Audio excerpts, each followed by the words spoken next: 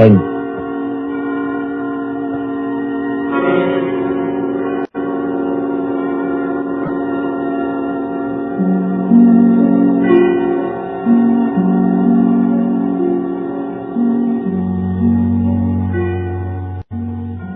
The hushed voice, the prowling step in the dead of night, the crime that is almost committed, the stir of nerves at the ticking of the clock, a rescue that might be too late, or the murderer who might get away.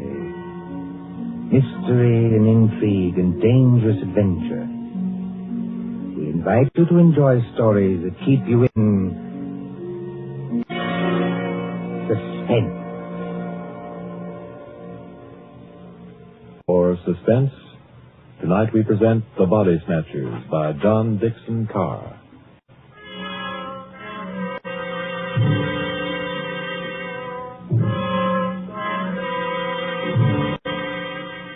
Beware of the body snatcher who prowls after dark. Beware of the graves he robs. Beware of the murders he commits to provide new corpses for the doctors. Up to the year 1832, the body snatchers terrorized England. According to the law, only 4 bodies a year could legally be supplied to the surgeons for anatomical study. And even these were a monopoly granted to the Barbers and Surgeons Company of London. But the study of surgery had to go on. In hundreds of medical schools all over England, perfectly reputable doctors were compelled to buy bodies and ask no questions. In 1828, burst the scandal of Burke and Hare, who found grave robbing too slow and murdered 16 persons in order to supply Dr. Knox of Edinburgh. And so, out of basic good purpose, sprang the evil of the body snatcher.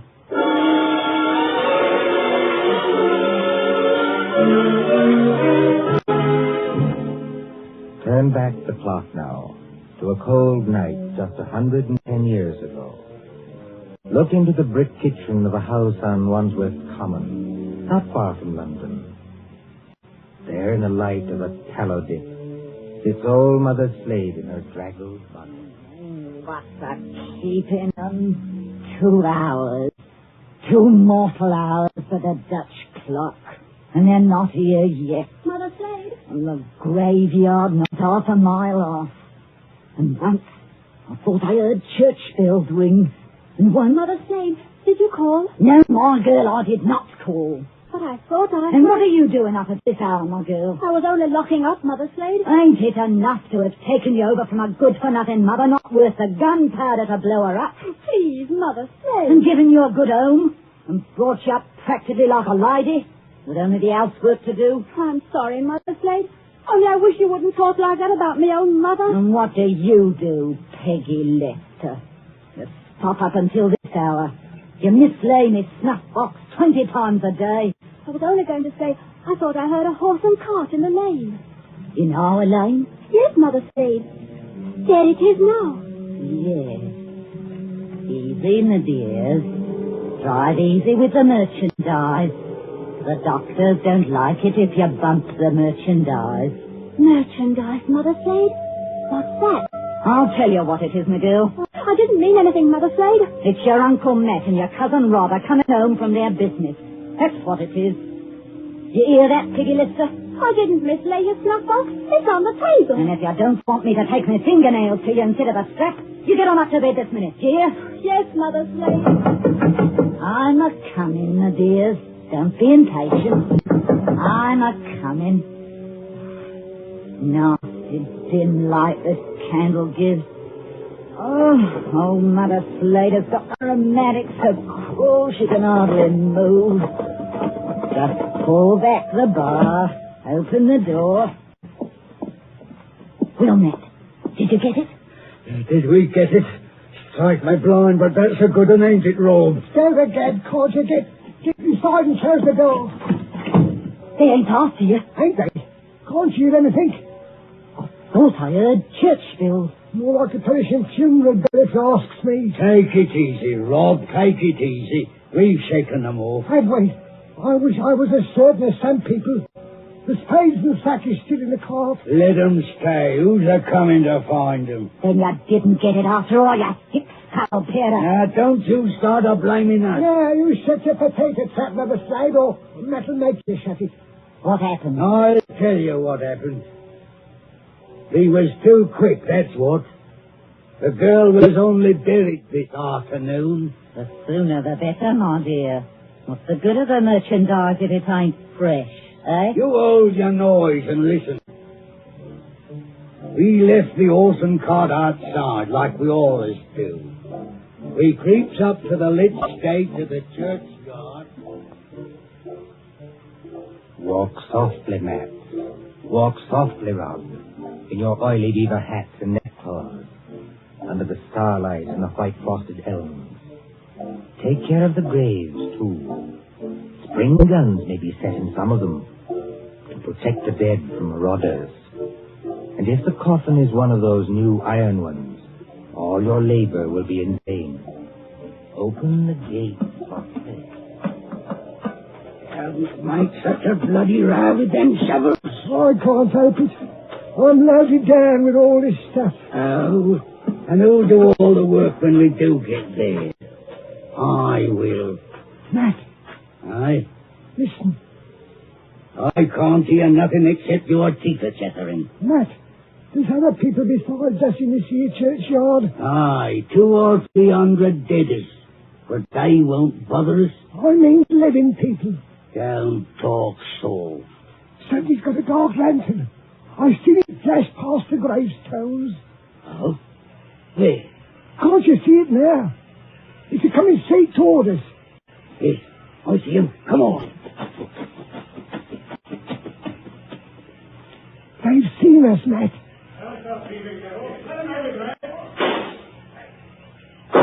Easy, that's it, Rob. Stand behind the gravestones. Crouch down. They can't shoot through stone.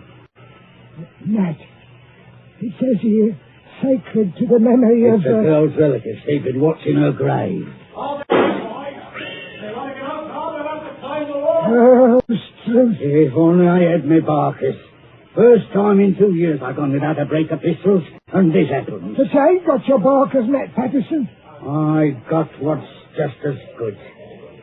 Give me a shovel. What are you going to do? Charge 'em.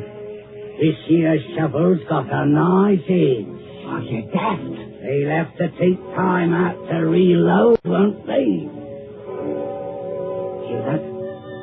Somebody started the bill. That'll bring down every peeler within a mile. If you want a tithing ticket and a neck in a rope, stop where you are.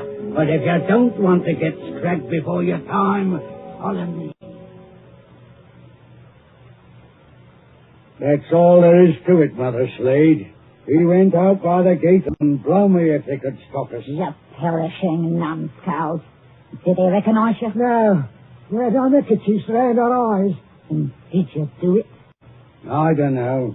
There's blood on the shovel. No, there ain't, Mother Slade. I wiped it off. Anyway, we're here.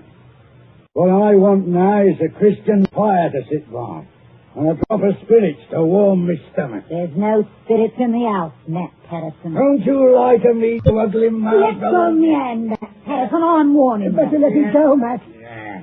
There's no spirits. Only half a loaf of bread. Don't I know it? I haven't tasted a drop of gin all day. And the black dog's on me back. Well? Hark at what I say. The doctor was promised a corpse tonight. All right, dearie, he gets a corpse tonight. There's that funeral bell again. What's the clock, old hag? Come on, spit it out. A nice young corpse without any trouble or bother. Aye. What about young Peggy upstairs? Strike me blind. What about it, eh? You'd have to be mighty careful. Why? You'd have to smother her with a pillow while I sit on her legs. That's what Burke and Hare done up in Edinburgh. Then you don't leave any marks on them. He got off a tick. Wait. What? If the doctors see they've been polished off, just plain murdered, they won't have nothing to do with it. Leastwise, they don't like it. Like it or not, dearie, they all do. Who's buying the beast tonight? Dr. George Arnold. Him? The young fella out pulling weight? That's the man, dearie. But I thought he was too pious and holy to play. That's what Dr. Arnold thought, too, till they started putting the screws on him at Berks College. No corpse, they said to him, no lecture. No lecture, no student. It all comes to it, dearie, sooner or later. What beats me is why they got to have these bodies. You'd think the doctors killed enough people as it is, without buying them after they was dead. Don't you question the ways of Providence, Matt Patterson. You can't do it, Matt. You can't do it, Mother Slade. You stow that knife, Bob Plenty. Do you want to wake the poor girl upstairs? But you can't do it. This cove Arnold, he knows that. Arnold knows it. He knows Peggy. Peggy Fair worships the ground he walks on. Oh. He set her arm once when Mother Slade broke it, accidental like, and she can't forget him. What's Arnold going to think when he opens up the sack and he finds... What can Arnold do? He's bought her, ain't he? He can't go to the police and say he's bought her. Peggy, Lester. Don't do it, Mother Slade, don't do it. And how do you two thickheads know what Mother Slade is going to do? They're going to kill her, ain't you? Peggy Lester. I thought I heard her moving about upstairs. You did, Mr. Milk and Water. She's on the stairs now. Rob, you're the least to be depended on. Go out and fetch him the sack. Don't do it. It'll bring us all bad luck. Matt, you're a lad after me own heart. You stop where you are and do just as I tell you. Trim the candle. Let's have it all nice and snug. What'll she bring, do you think? 15 guineas. Maybe 20. Maybe more. 20 guineas? Strike me blind. But this is a way of doing business that I like. Did you call me Mother Slade? That's right, my ducky. That's right, my little pet. Put your wrap around you and your slippers to keep your feet warm. And come right down here to Mother Slade. I'm coming, Mother Slade. I'm coming.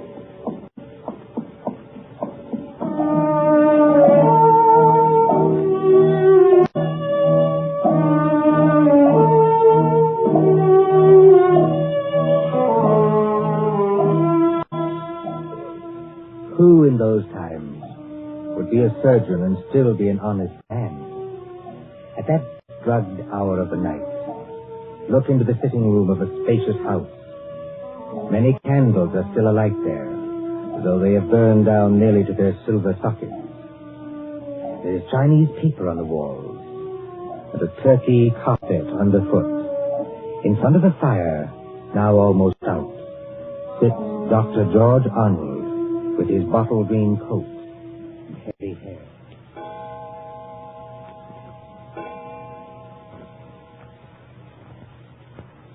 Dr. Arnold, sir.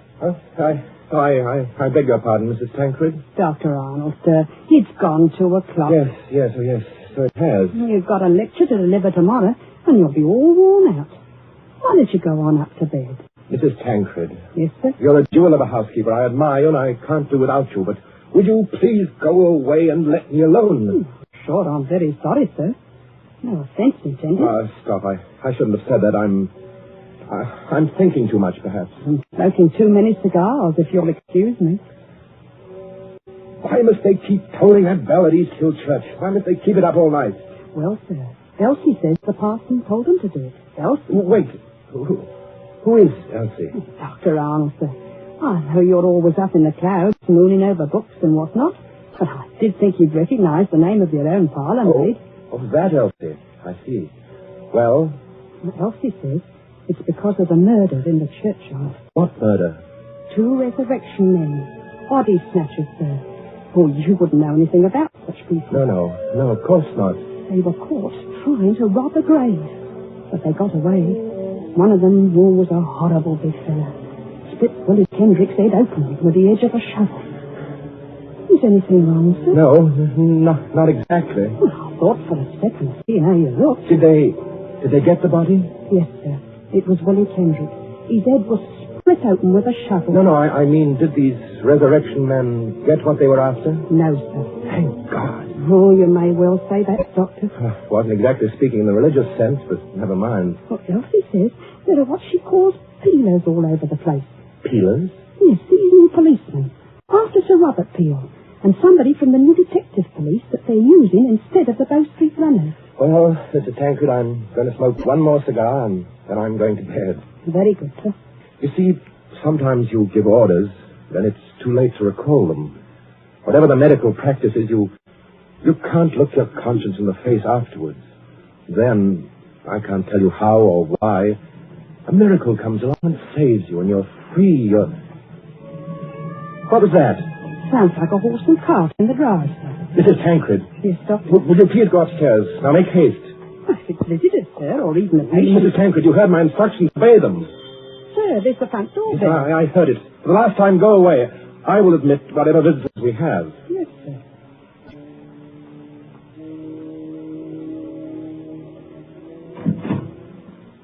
Good evening, dearie. Oh, come into the sitting room here, Mrs. Slade. La, sir. Just call me Mother Slade.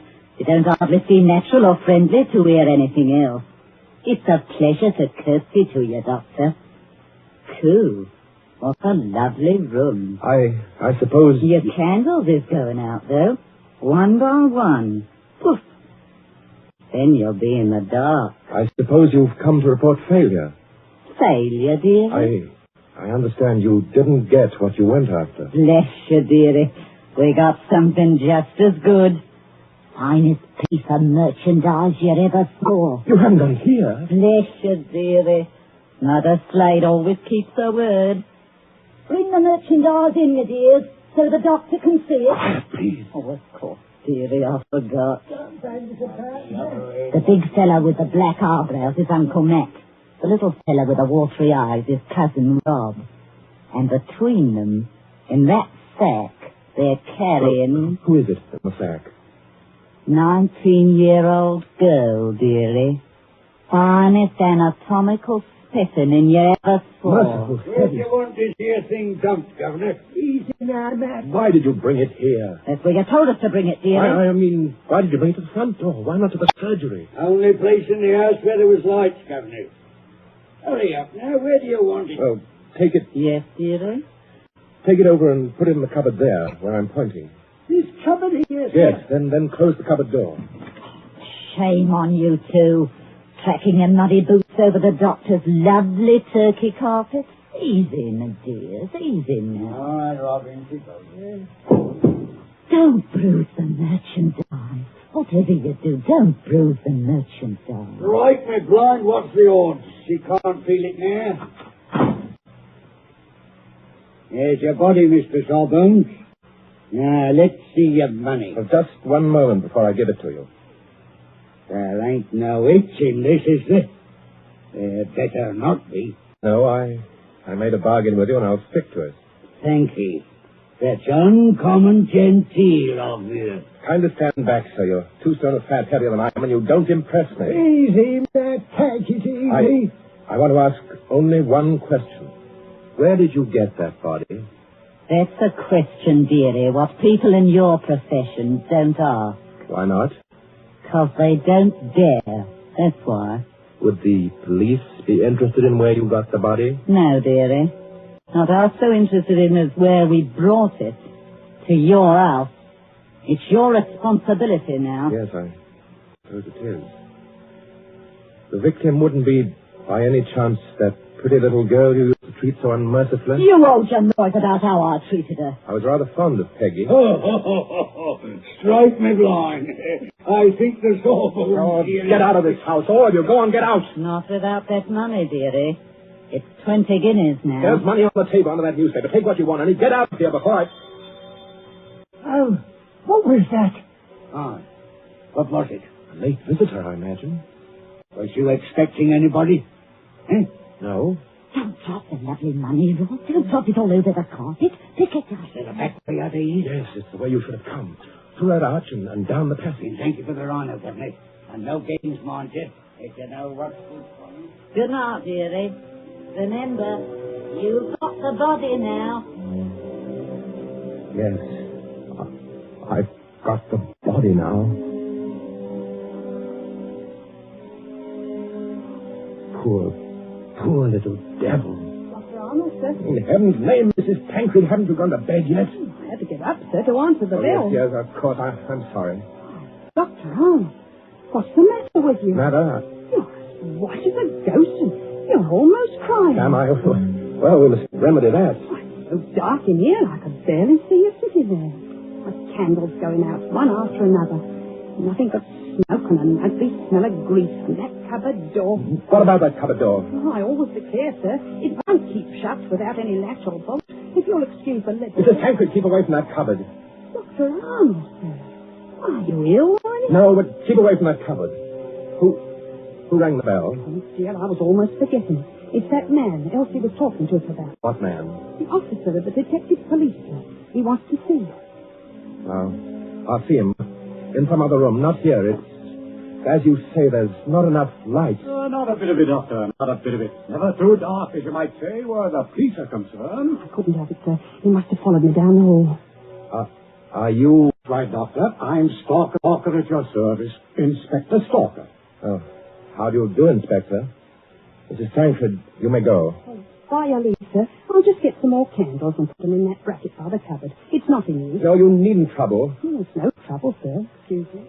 First of all, Doctor, I must apologize for intruding as late as this. Oh, not at all, Inspector.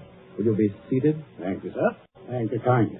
Now, I dare say you're wondering why I'm here. Oh, yes, I am, rather. It's a bad business, Doctor. A very bad business. You mean the murder in the churchyard? Oh, you've heard about it. Well, my housekeeper said something about a man being killed with a shovel. Well, that's right, Doctor. Not much doubt about who did that. No? No, the little fella dropped his dark lantern with the initials on it. They're professional body snatchers. We've had our eye on them for a long time. Speaking of body snatchers, Doctor... Well?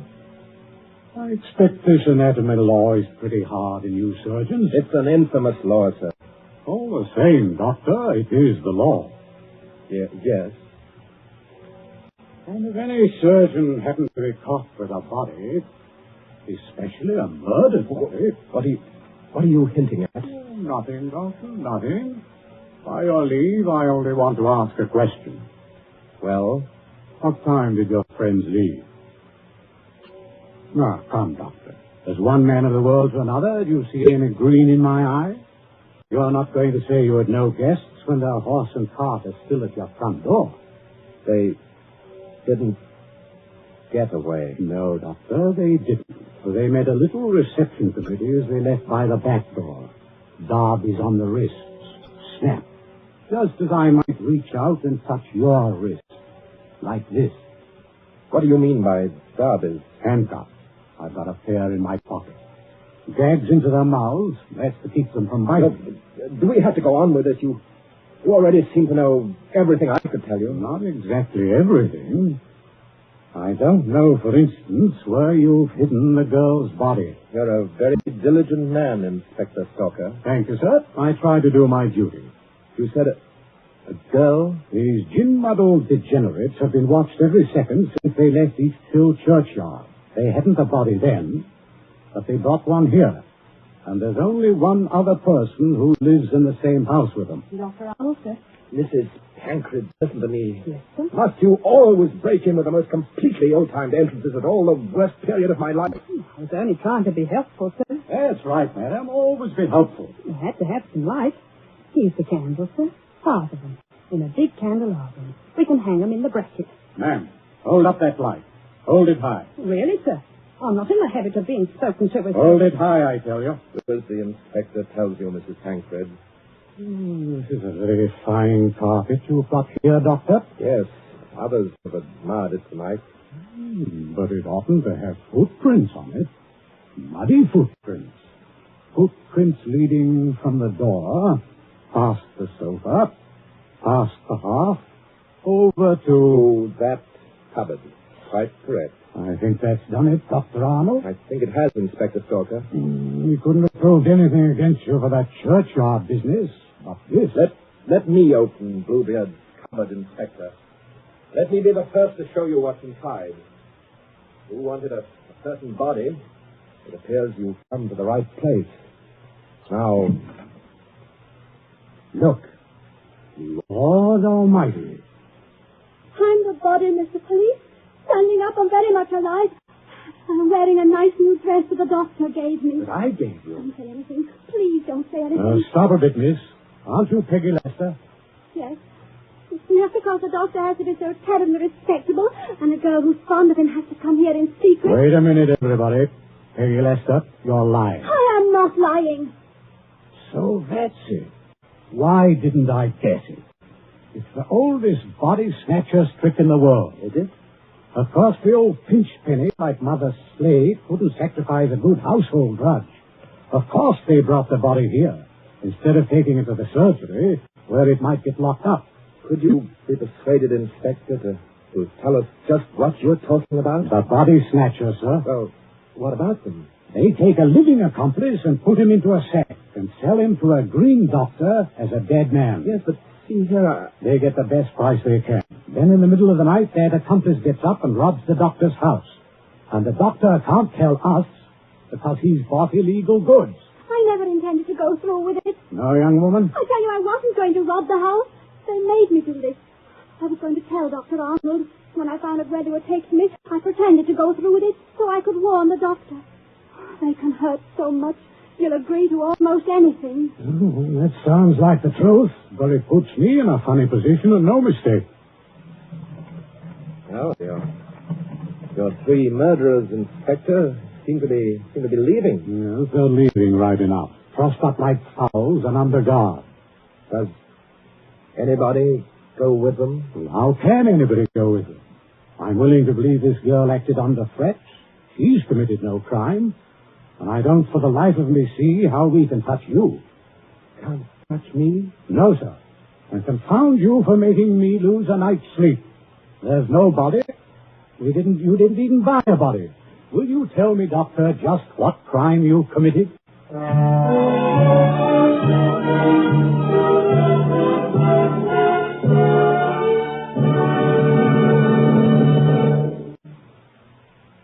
And so ends The Body Snatchers. The story of London at midnight, 100 years ago. And tonight's story of Suspense.